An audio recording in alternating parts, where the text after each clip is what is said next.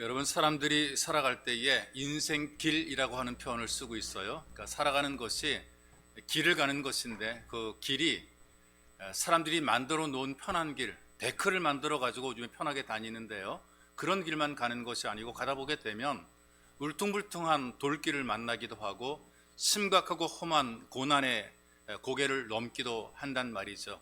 살다 보게 되면 누군가의 도움이 필요로 하기도 하고 누군가가 나를 도와주기를 간절히 바라는 그런 마음을 가지고 살기도 합니다. 그래서 사람들은 대부분 좀 나보다 나은 사람들이 나를 도와줬으면 좋겠다라고 하는 기대를 가지고 살아가죠. 이런 관계 속에서 대부분 그 주는 사람들은 굉장히 많이 주는 것 같은데 또 받는 사람들 적게 받는 것 같은 그런 느낌을 가지고 살아가요. 그래서 늘 서로가 불만족스럽습니다. 나는 많이 줬는데 내가 받은 것은 적은데. 여러분, 주는 사람이나 받는 사람이나 사실은 너나 없이 모두가 은혜가 필요한 사람들이죠. 아무리 이 땅에서 많은 것을 쌓아놓고 살아가도 자기 앞가림하기도 바쁜 것이 사람들의 모습이거든요. 있는 사람은 이 가진 것 있어 쓰느라고 모자란다고 얘기를 하고요, 또 없는 사람도 없어서 못 쓴다라고 계속해서 모자람 때문에 불평을 이야기하더라고요.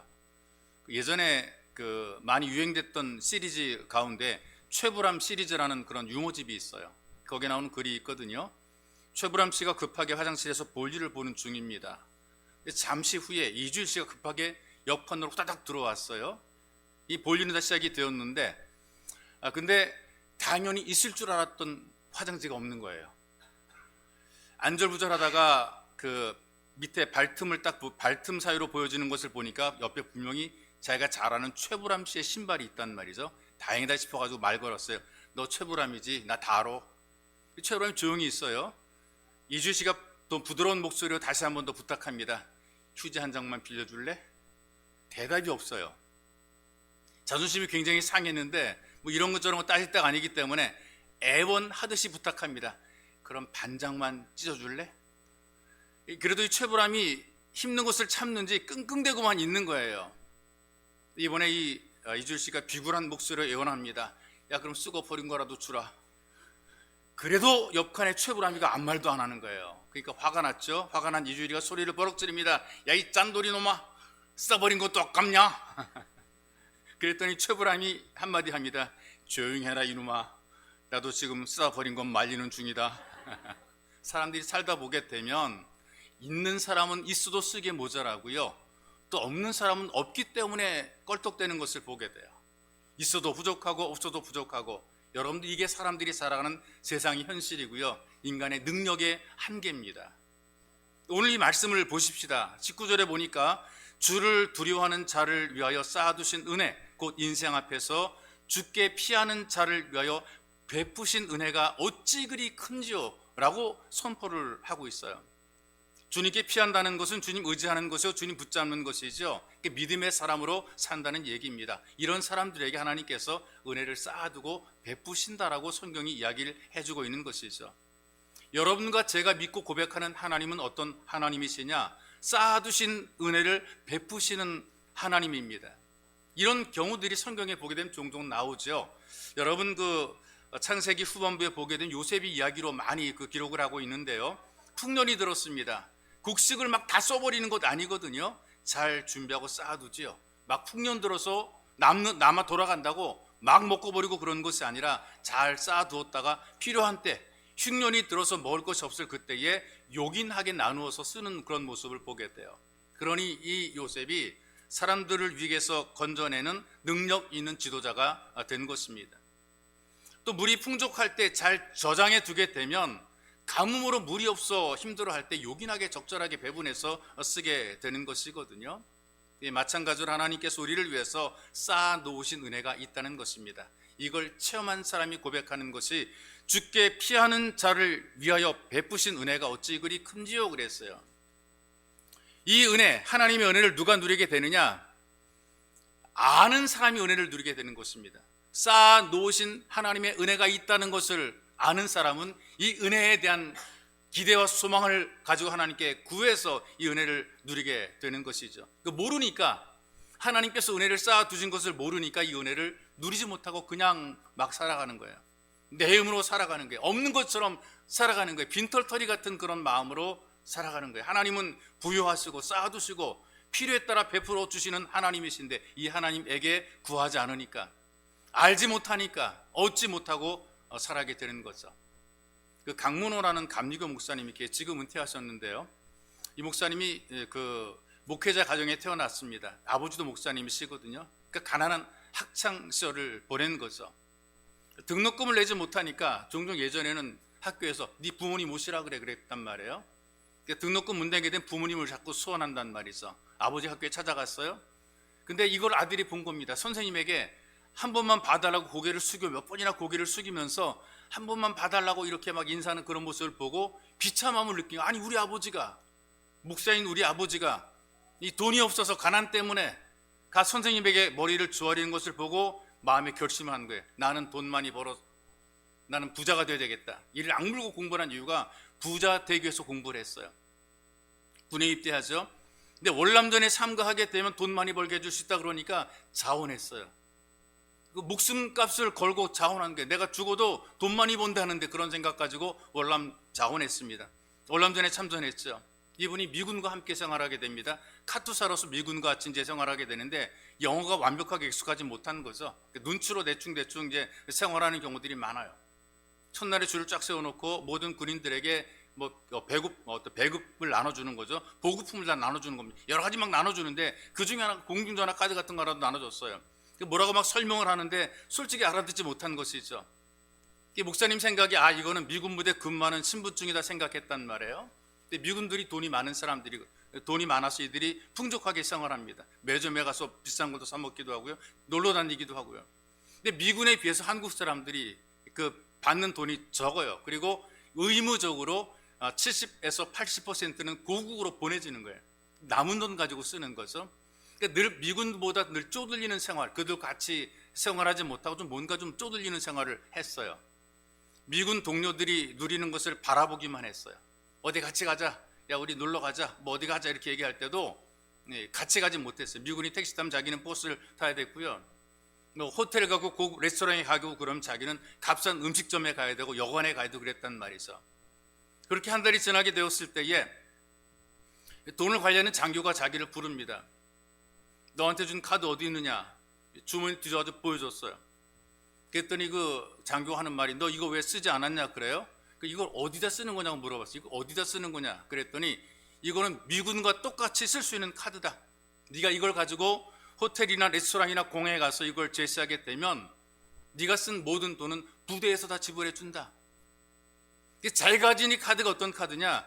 미군과 똑같은 카드예요. 이걸로 쓰기만 하면 이 모든 비용들은 전부 다 부대에서 다 지원해 주는 것이란 말이죠. 미군에 소속이 되어 있습니다. 얼마든지 카드를 쓰기만 하면 미군과 똑같은 혜택을 누릴 수가 있는 거란 말이죠. 근데 이걸 못 누린 거예요. 근데 이분이 이렇게 얘기를 합니다. 내가 받은 카드의 의미를 몰랐을 때와 알았을 때의 차이는 하늘과 땅의 차이였다. 몰랐을 때는 남들이 다 누리는 거 못 누리고 살았어요. 이 카드를 알게 되니까 그때 이제 자신감이 생기고 이 카드만 들면 어디든지 가서 먹을 수 있고 마실 수가 있는, 근데 그런 그 혜택을 보게 된 거라 그 말이죠. 누가 도대체 하늘에 쌓아두신 이 하나님의 은혜를 누리는가? 아는 사람, 하나님께서 은혜를 쌓아놓은 걸 아는 사람이 누리게 되는 것. 그래서 예배 자리에서 예수를 찾게 되는 것입니다. 어떤 은혜가 누려지게 되느냐? 이 말씀이 가르쳐준 은혜는 이것입니다. 하나님의 은혜는 확실한 보호하심이 있다는 것이죠. 모자람이 없이 우리를 쌓아둔 은혜가 있는데 우리를 확실하게 보호하시고 보장해 준다는 것입니다. 우리에게 주려고 준비하고 계시는 거죠. 근데 이 은혜를 주려고 어려울 때 우리가 이 은혜를 받아야 되는데 이 은혜를 받지 못하고 오히려 피하는 사람들이 있어요. 하나님을 의지하고 주님 품을 찾아 은혜를 누릴 수가 있는데 은혜를 모르니까 자꾸 피해서 자꾸 멀리 가려고 그러고 자꾸 멀찌감치 도망간다 그 말이 있어요. 도와주려고 해도 밥통 같은 인생들이 자꾸 멀리 떠나려고 그래요. 제가 종종 예화를 드는 것 가운데 하나가, 밀렵꾼들이 야생동물을 잡으려고 올가미를 만들어 놓잖아요. 그럼 산림청의 직원들이 또 자연과 그 동물을 보호하는 민간단체 일꾼들이 야생동물을 구조하러 또 다녀요. 한쪽에서는 올무쳐 잡으려고 그러고 한쪽에서는 그걸 풀어주려고 그러고 돌아다닌단 말이죠. 그런데 덫에 걸려서 상처 입은 동물들이 이 구조가 돼야 되는데 구조하는 사람들이 굉장히 애를 먹는 경우들이 많다는 얘기 있어. 구조해 주려고 다가가는데 발버둥 치며 도망가려고 더 깊은 상처가 만들어지는 거예요. 어떤 건 발목이 잘리기도 하고요. 오히려 꽉꽉대고 달려든단 말이죠. 그러니까 구해주는 것도 힘들게 구하는 모습을 보게 돼. 왜? 자기를 구해주는 것을 모르기 때문에 그렇습니다. 여러분, 사람과 친밀한 가축들을 보세요. 먹이를 먹기 위해서라도 사람에게 더 가까이 오는 모습을 보게 됩니다. 산행하다 산에 가보게 되면 고양이가 다가오고 비둘기도 다가오고 심지어 개들도 다가와요. 사람과 가까이 지낸 짐승들은요, 사람들을 통해 양식을 공급받더라 그 말이 있어. 여러분, 고양이들 캣맘이라고 부리더라. 다니면서 고양이들에게 음식을 제공해주는 그런 여성들이 있어요. 사람도 잘 먹지 못하는 이 참치캔까지 막 주는 걸 봤어요. 야, 대단하더라고요. 참치캔을 고양이들에게 먹인단 말이죠. 그런 사람도 있어요. 그러니까 자꾸 사람들에게 다가오게 되는 거란 말이에요. 어떤 사람들은 야생동물처럼 하나님의 손길을 벗어나려고 발부둥 치는 사람, 혼자 살아보겠다고 이리 뜨고 저리 뜨고 난리 법석 치는 그런 사람들이 있어요. 근데 믿음의 사람들은 하나님과 친밀하게 지낸단 말이죠. 이 가축이, 사람과 친한 가축이 가깝게 살아가는 것처럼, 사람을 통해 뭔가 먹이를 공급받는 것처럼 바로 하나님과 가깝게 지내게 되면 하나님께서 우리에게 은혜를 공급해 주게 되고 그 하나님 은혜를 누리며 살게 되는 것이란 말이 있어. 예배를 드리는 예배자들은 전부 다 하나님의 은혜를 누리고 하나님의 은혜를 소망하는 사람들인데, 이런 사람을 보호하시는 것이 10절에 기록이 되어 있습니다. 확실하게 보호해 준다는 얘기죠. 숨겨서 벗어나게 만들어주고 감추어서 다툼을 면하게 만들어준다라고 말씀을 하십니다.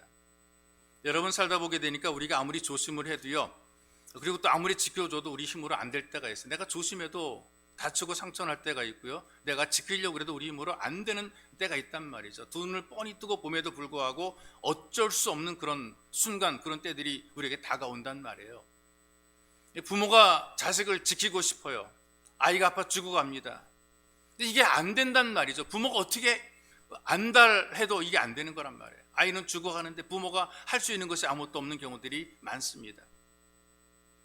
세상에서 제일 강한 사람들이 최신 무기를 가지고 눈을 부릅뜨고 경호를 해요. 특별히 최고 지도자들을 경호한단 말이죠. 그래도 암살당한단 말이죠. 눈 한 번 깜짝할 사이에 세상이 달라지게 됩니다. 위기를 만나게 할 때 많은 사람들이 그래요. 눈 뜨고 보면서 자동차 사고 나는 거 경험해보면 그렇더라고. 근데 그대로 쾅 하고 부딪히는 거란 말이에요. 어떤 사람은 소리도 못하고 그냥 사고를 당하는 경우들이 많단 말이죠. 우리가 하고 싶어도 안 되는 경우들이 너무나 많아요.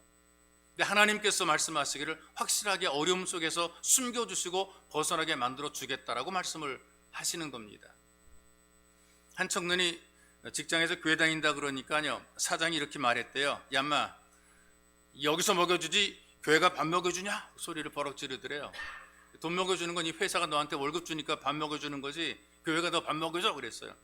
그 말을 들으신 목사님께서 청년에게 이렇게 얘기를 했대요. 야, 너 교회 오면 꼭 밥 먹고 가라. 여러분, 예수 믿어 하나님의 자녀가 되었다는 것은 하나님께서 이제 우리를 챙겨준다는 거예요. 하나님께서 우리를 돌봐준다는 거죠. 내 인생의 보호자가 하나님이 되셨다는 것입니다. 그래서 이 땅에서 우리를 챙겨주는 분이 하나님이라. 여러분, 생활하다 보게 되니까 우리가 인생 속에서도 사람들이 우리를 챙겨줘도 되게 좋잖아요. 챙겨줄 때 따뜻한 마음을 느끼니까 행복하잖아요. 우리를 바라볼 때 그냥 바라봅니까? 사랑의 눈길로 바라보잖아요. 그윽한 눈길로 우리를 바라보죠. 그러니 우리 행복한 것 아니겠어요? 학교에서 이제 공부를 잘하는 아이, 그리고 부모님이 자꾸 찾아와서 챙겨주는 그런 학생들이 있잖아요. 공부 시간에 졸 때가 있죠. 졸면 선생님도 그 아이를 챙겨줍니다. 아유, 너 밤새 공부해서 피곤했겠구나. 그 애 머리를 쓰다듬어 주는 거예요. 공부 못한 애들이 졸아봐요. 어떻게 해요? 이 자식은 맨날 졸아. 그리고 꿀밤을 때린다 그 말이 있어. 여러분, 뭔가 우리를 챙겨주는 손길이 있을 때 우리가 행복한 것이죠. 챙김을 받는 삶과 챙김받지 못하는 삶은 다른 거예요. 무시를 당하고 서운하고 섭섭한 것이 있어. 여러분, 우리가 하나님께 나오게 되니까 하나님께서 우리를 챙겨주십니다. 예배 시간에 졸다가도 은혜를 받게 되는 거죠. 챙겨주시니까. 여러분들은 하나님께 피함으로 말미암아 가장 확실한 보호를 받으시기 바랍니다. 그리고 하나님을 힘입어 살아가는 참된 성도들이 되시기를 주님의 이름으로 축복합니다. 또 한 가지는 하나님의 은혜가 우리에게 어떻게 다가오느냐, 사랑으로 나타나게 됩니다. 21절에 보시게 되면 여호와를 찬송할지어다 견고한 성에서 그 기이한 인자를 내게 보이셨음이로다. 인자라고 하는 것, 하나님의 자비하심, 사랑을 담고 있는 하나님의 표현 방법이죠. 우리가 하나님의 사랑을 알게 되니까 감사하고 기쁨의 찬송과 고백이 나오게 되는 것입니다. 인터넷에 그 사랑해가 무슨 의미인가 이게 설명하는 그런 글이 있더라고요. 사랑해가 무슨 의미인가. 사는 죽을 사자래요. 랑은 어떤 랑이냐? 너랑 나랑의 랑이랍니다. 해는 어떤 해냐? 함께 해 할 때 해라는 것이죠. 그래서 이 사랑해를 해석하게 되니까 너랑 나랑 죽을 때까지 함께 해, 이게 사랑해라, 이렇게 해석을 하더라고요. 사람들이 만들어 놓은 해석인데요. 그런데 성경에 보게 되면 이 사랑한다는 말 쓰는 용어가 있어요.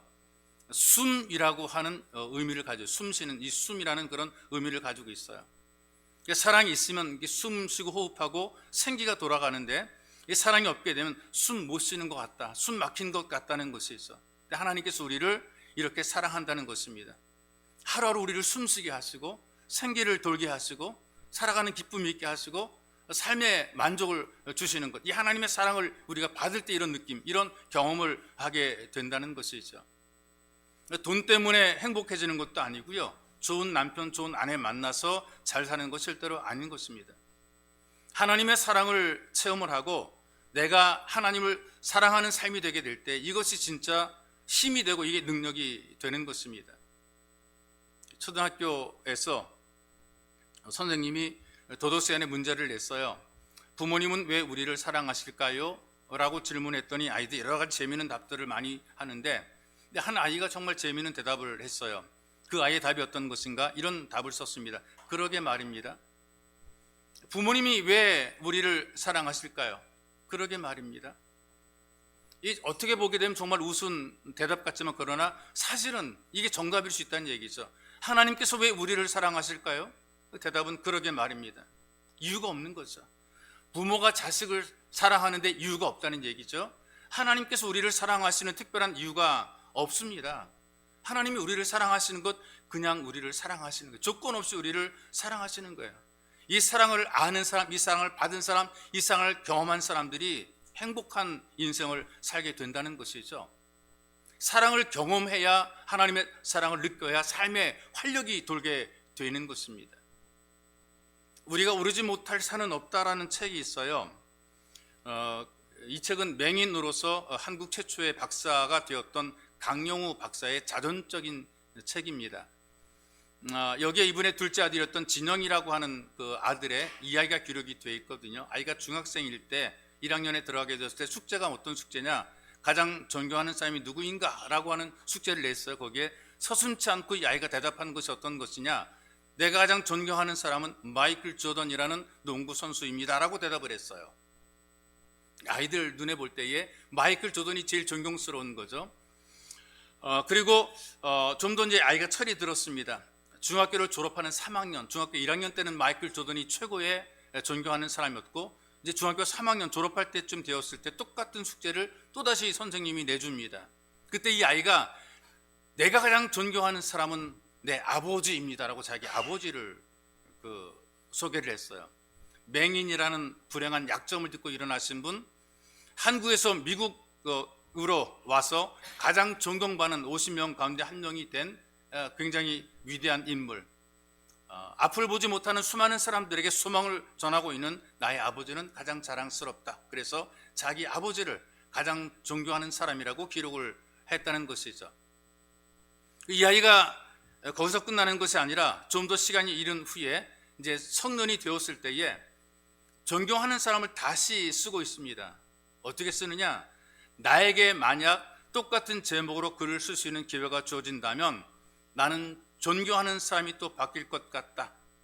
이번에는 틀림없이 나의 어머니가 될 것 같다라고 글을 썼어요. 내가 좀 더 철이 들며 생각해 보니까 우리 아버지가 그 어둠의 시간을, 그 곤고한 시련의 시간을 견디고 일어설 수 있었던 것은 가장 중요한 우리 엄마의 사랑이 있었기 때문이다. 아빠를 변함없이 사랑해주고 격려해주고 곁에 머물러서 아빠의 눈이 되어주고 아빠의 손이 되어주고 아빠의 발이 되어주었다. 그러면서 우리 자식들을 훌륭하게 키워준 그 어머니의 사랑 때문에 우리 아버지는 훌륭한 아버지가 될 수 있었기 때문이다라고 글을 쓴 것이죠. 이 사랑은 사랑의 힘으로, 인간의 힘으로 이룬 그런 사랑이 아니고요, 사람들이 말하는 그런 사랑이 아닙니다. 거기에 더 큰 플러스가 어떤 것인가? 하나님의 은혜로 이룬 사랑입니다. 모두가 이들은 하나님을 경외하는 예배자의 가정이었고, 그들 개인들이 하나님을 아버지로 고백하며 하나님의 사랑을 경험했던 바로 그런 사람들입니다. 그래서 이 사랑이 있었기 때문에 우리는 일어설 수 있었다라고 고백하는 것이죠. 그래서 여러분, 사랑이 능력입니다. 하나님을 사랑할 뿐 아니라 하나님의 사랑을 받는 삶이 되어야 돼요. 바로 이것이 여러분들에게 능력이 되는 것입니다. 사랑이 힘이고 사랑이 능력인 것이죠. 바로 이 사랑이 사람을 사람답게 만들어 놓는 것입니다. 가난한 집의 아버지가 막노동을 해요. 아이들 공부를 시키느라고 한 번도 구두를 신어본 적이 없고 운동화도 떨어질 때까지 신고 다니는 거죠. 어느 날 아버지가 일하고 돌아오셨는데, 며칠 만에 집에 오셨는데 싸구려 운동화가 다 너덜너덜 떨어져 있었어요. 중학교 3학년 딸과 중학교 1학년인 남매가, 아들이 각자 결심합니다. 우리 아빠 구두 하나 사드리고 싶다. 이 아이들의 마음이 서로 통했는 것 같아요. 돈이 없는 거죠. 이 아이들이 아빠의 구두를 사드리기 위해서 어떻게 했느냐? 교통비를 모으는 겁니다. 학교를 다니는데 16길, 4km거든요. 거기를 걸어 다니면서 아이들이 돈을 계속해서 모으는 거죠. 누나가 걸어오는데 저쪽에서 보다 보니까 남자 아이 하나 걸어오는데 지 동생이에요. 너 왜 걸어와? 물어봤더니 아빠 구두 사드리려고 걷는다는 거예요. 이렇게 서로 걸어 다니면 돈 모아가지고 동생은 2,000원을 모으고 누나는 7,000원을 모았어요. 그래가지고 9,000원 만들어서 이 구두를 사가지고 아빠 오기를 기다리는 거죠.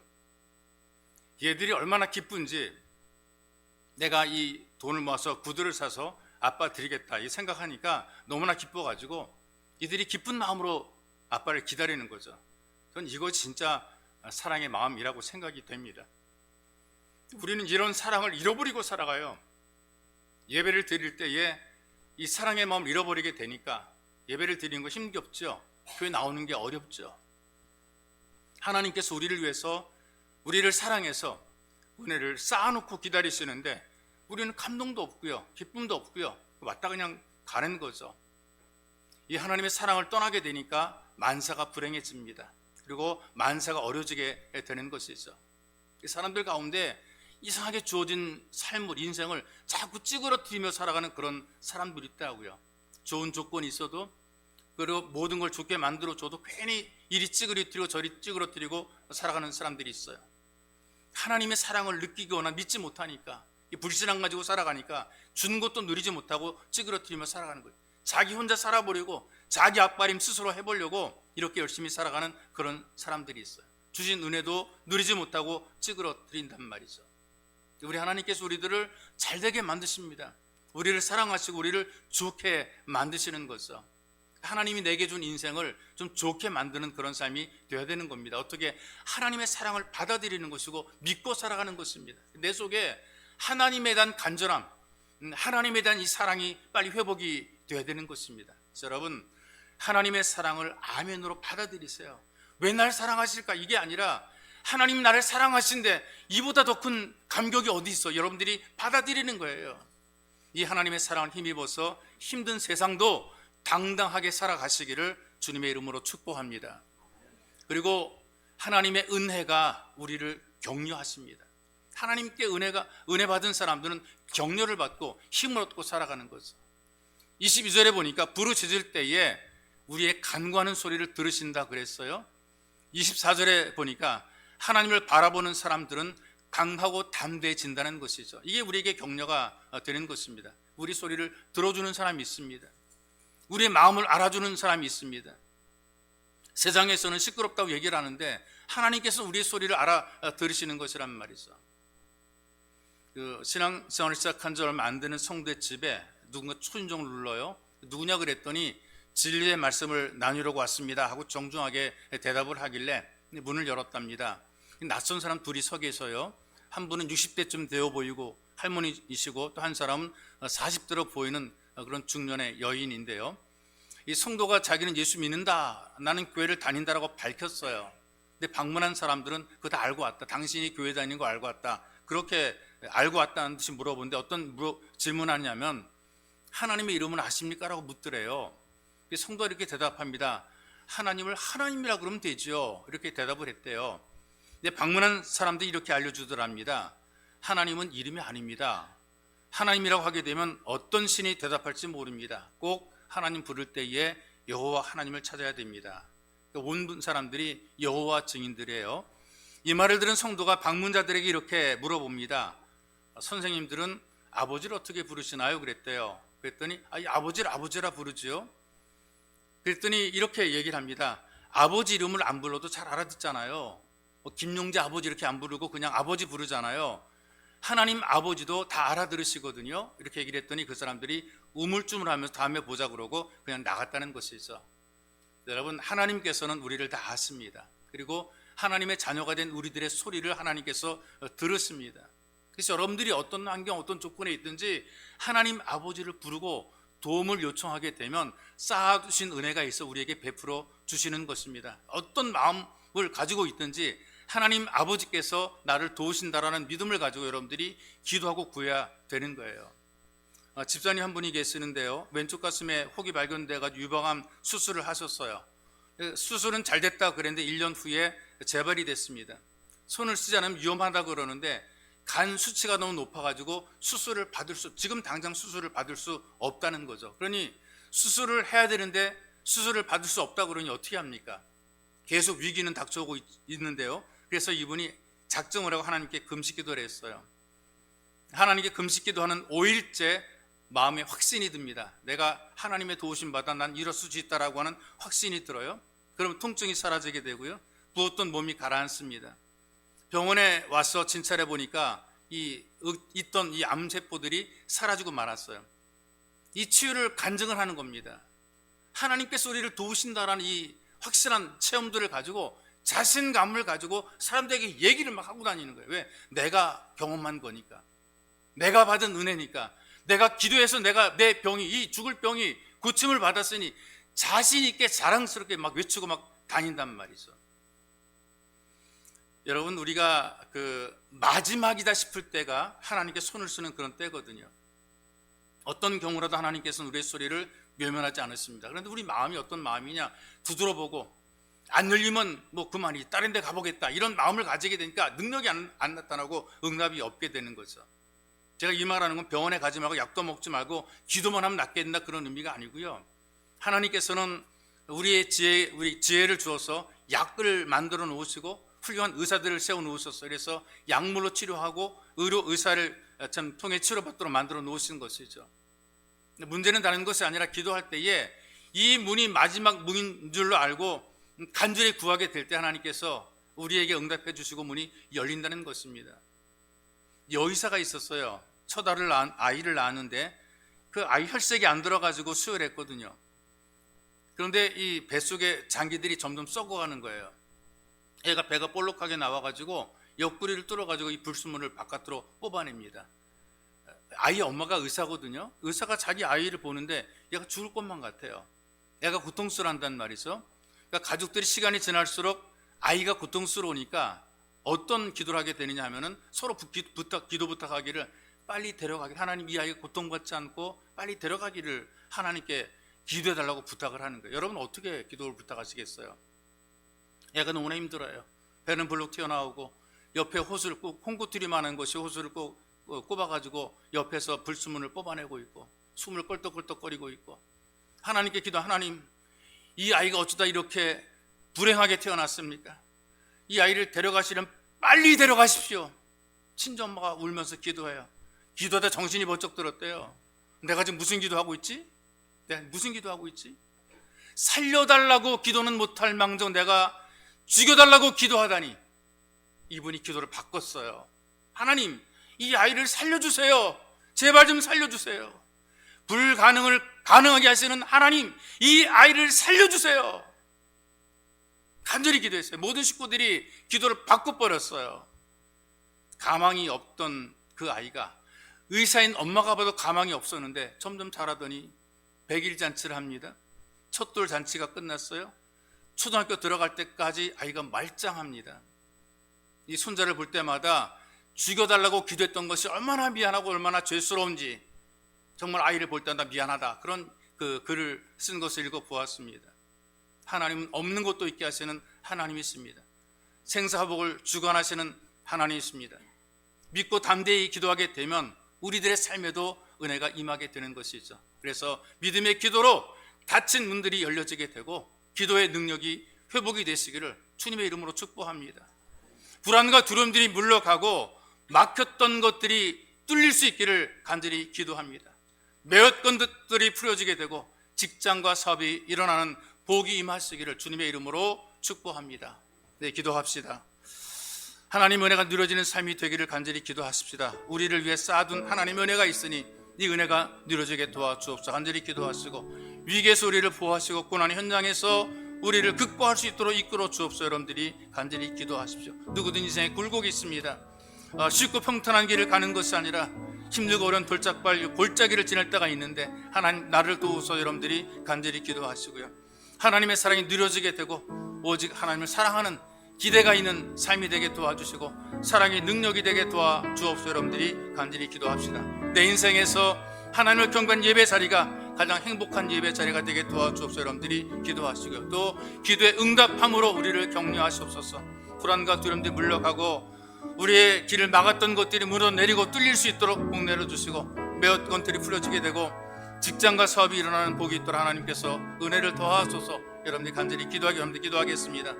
살아계신 하나님 아버지 고맙고 감사합니다. 하나님 은혜가 누려지는 귀한 삶이 될 수 있도록 우리에게 복을 더 입혀주시고 우리 위해 쌓아둔 하나님의 은혜가 있기에 이 은혜의 주 앞에 감사와 영광을 올려드립니다.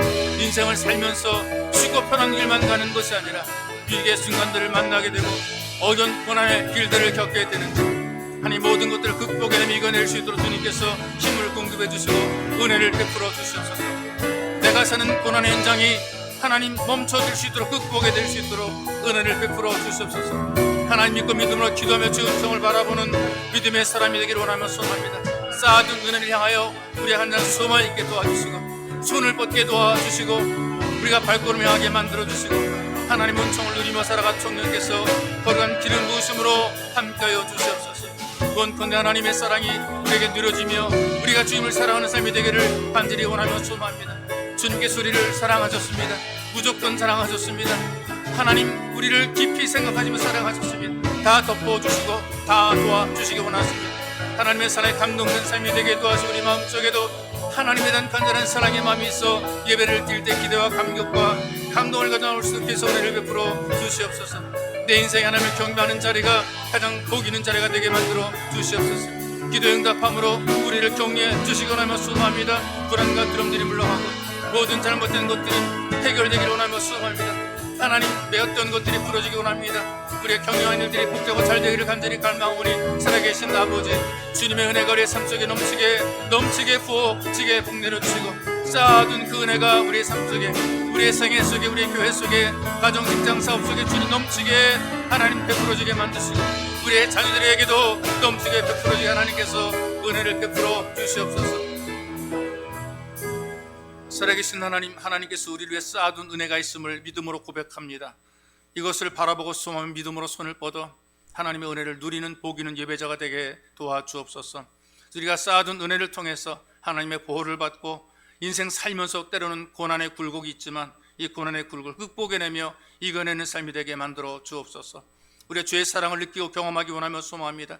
사랑의 능력이 힘이 되게 도와주시고 하나님을 사랑하는 사랑이 우리 속에 충만하여 예배 자리가 기다려지며 감동적인 예배를 드릴 수 있도록 주께서 은혜 위에 은혜를 덧입혀 주옵소서. 하나님의 쌓아둔 은혜가 우리 위에 있으니 기도하며 간구할 때에 하나님 응답을 통해 격려받게 하시고 위로받게 만들어 주옵소서. 우리 속에는 모든 불안과 두려움들이 물러가게 만들어 주시고 막혔던 것들은 무너지고 깨져내리게 하시며 매었던 것들이 풀어지게 하시고 직장과 사업에 복이 임하도록 붙잡아 축복해 주옵소서. 우리가 육체의 연약함 때문에 힘겨워하고 어려워하는 사람들이 주의 은총 속에 치유받아 새롭게 되며 하나님 앞에 힘 얻어 뛰고 걸으며 영광 돌리는 예배자가 되게 만들어 주시고 주의 손이 함께 역사와 기적이 나타나게 만들어 주옵소서. 마음 약하여 마음이 깨어진 사람, 하나님 정신이 무너진 사람들이 있는데 살아계신 하나님 도우시며 사랑하셔서 하나님께서 함께서 도우심으로 말미암아 강하고 담대해지게 도와주시옵소서. 하나님께서 붙잡아 주심으로 말미암아 아무리 험난하고 힘든 일이 있다 할지라도 능히 뚫고 나가는 강력함이 있도록 주께서 은혜를 베풀어 주옵소서. 주의 손이 능력이 함께 하시기를 원합니다. 그래서 우리에게 치유와 회복의 능력이 임하도록 도와 주옵소서. 보배로 오신 예수님의 이름으로 기도하옵나이다. 아멘.